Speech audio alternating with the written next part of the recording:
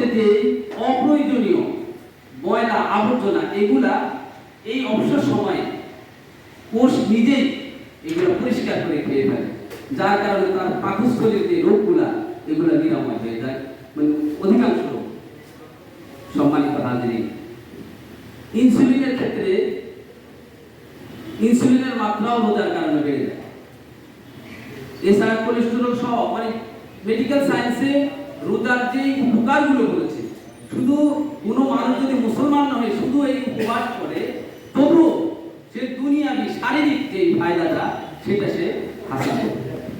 ভাইরা, শুধু রোজা নয়, ইসলামের প্রত্যেকটা হাকামের মধ্যে হুকুমের মধ্যে রয়েছে সাইন্টিফিক দিক এবং মানব জাতির জন্য দুনিয়া এবং আখিরাতের খৈরিয়াত কল্যাণ রয়েছে। আল্লাহ রাব্বুল আলামিন প্রত্যেকটা হুকুম এমন ভাবে মানব জাতির জন্য স্থাপন করেছেন যে মানুষের জন্য শুধু কল্যাণ আর কল্যাণই অন্তর্নিহিত রয়েছে এই সকল আহকামের মধ্যে। এই রোজা আমাদের জন্য অত্যন্ত কল্যাণকর এবং কোরআনের মাস এই রমজান মাস।